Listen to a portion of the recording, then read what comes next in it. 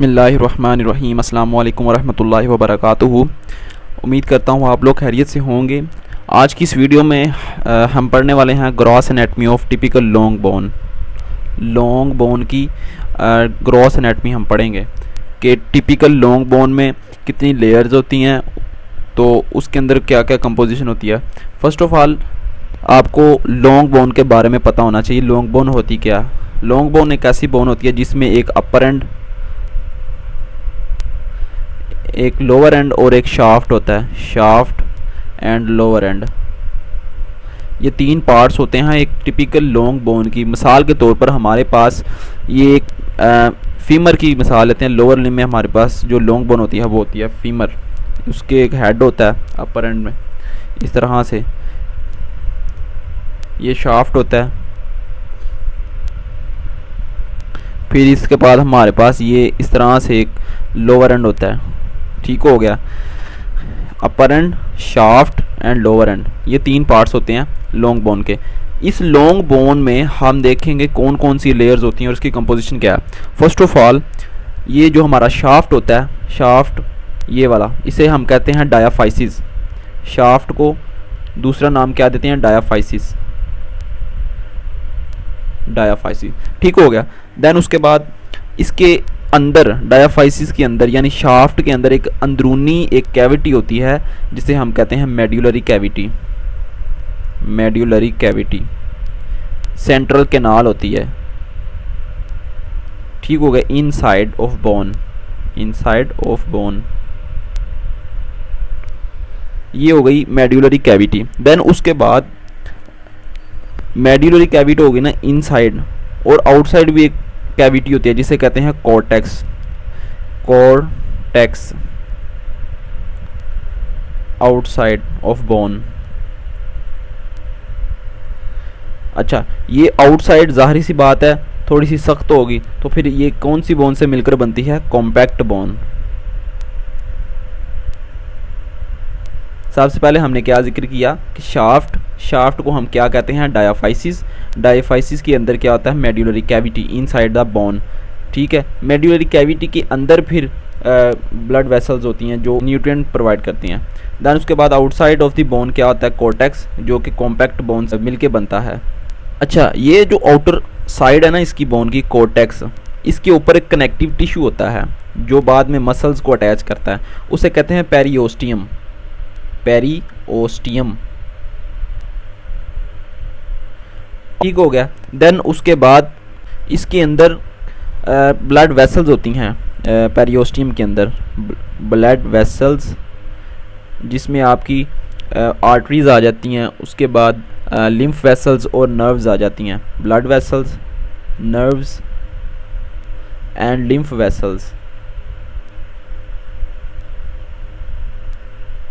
Then उसके बाद हमारे पास जो आउटर लेयर के अंदर एक और चीज़ होती है उसको कहते हैं ओस्टियोप्रोजेनिटर सेल्स। एक तरह के सेल्स होते हैं जिन्हें कहते हैं ओस्टियोप्रोजेनिटर सेल्स। अच्छा, ये क्या करते हैं ओस्टियोप्रोजेनिटर सेल्स?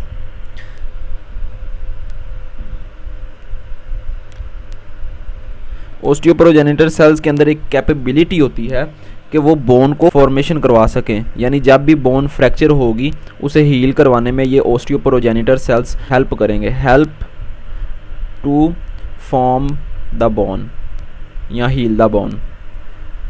तो जाहिर सी बात है ओस्टियोप्रोजेनिटर सेल्स के अंदर कौन से सेल्स होंगे?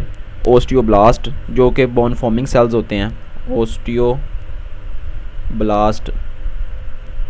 ओस्टियोब्लास्ट ओस्टियोप्रोजेनिटर सेल्स होते हैं जो बोन को फॉर्मेशन करवाते हैं। ठीक हो गया। देन उसके बाद हमने बात की थी मेड्यूलरी कैविटी की। मेड्यूलरी कैविटी को हम थोड़ा सा और डिटेल में देखते हैं। Medullary cavity is a hollow space that runs through the length of the diaphysis. ठीक हो गया, वो कह रहा है कि जो मेडुलरी कैविटी है डायाफाइसिस के अलोंग रन करती है, यानी ये हमारे पास शाफ्ट का जो डायाफाइसिस है इसके अंदर एक कैविटी होती है टोटल शाफ्ट के अंदर, उसे कहते हैं मेडुलरी कैविटी। उसके अंदर क्या होता है? उसके अंदर होता है yellow bone marrow. Yellow bone marrow, ठीक हो गया। येलो बोन मैरो क्या कराता है? हमारी जितनी भी रेड ब्लड सेल्स प्रोड्यूस होते हैं वो इस येलो बोन मैरो से प्रोड्यूस होते हैं। ठीक हो गया। देन उसके बाद medullary cavity is lined by endosteum. जैसे हमने देखा था ना कि कोर्टेक्स को कौन सी लेयर कवर कर रही है, वो है पेरियोस्टियम। इसी तरह से मेडुलरी कैविटी को इनसाइड द बोन एक लेयर जो फाइब्रस लेयर है वो लाइन कर रही है, वो कहलाती है एंडोस्टियम। ठीक हो गया।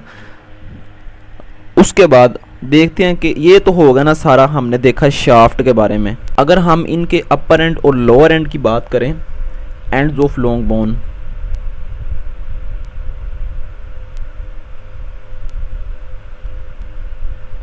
तो उनमें स्पॉन्जी बोन होती है, यानी कि हमारी जो बोन के अपर एंड होता है, जिस तरह से हमने आपको फीमर का ऊपर वाला हिस्सा दिखाया था कि जिसमें एक हेड होता है इस तरह से, और नीचे इस तरह से स्पेस बना रहे होते हैं, ये इस तरह से बोन, ये लोअर एंड है। ठीक है। ये जो ऊपर वाला और नीचे वाला हिस्सा होगा इसके अंदर होगा स्पॉन्जी बोन, और ये कवर होंगे कम्पैक्ट बोन से। स्पॉन्जी बोन इसके अंदर होगी और उसको कवर किसने किया होगा, कम्पैक्ट बोन से।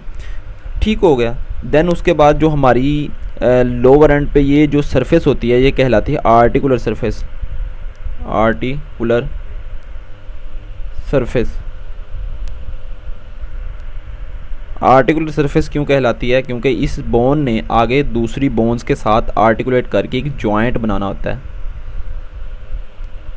जॉइंट, मिसाल के तौर पर फीमर का ये लोअर एंड टिबिया एंड फाइब्यूला के साथ मिलकर के नी जॉइंट बना देती हैं, नी जॉइंट। ठीक हो गया। ये आर्टिकुलर सरफेस कहलाती है। ये था आज का लेक्चर। होप आपको इसकी समझ आई होगी। अगर समझ नहीं आई, लेक्चर को रिवाइंड करें और दोबारा देखें। इंशाल्लाह ताला इसी ही चैप्टर के नेक्स्ट लेक्चर में हम आपको मिलेंगे। अगर आपने चैनल सब्सक्राइब नहीं किया तो चैनल को सब्सक्राइब कर दें और बेल आइकन को प्रेस कर दें। Thank you very much.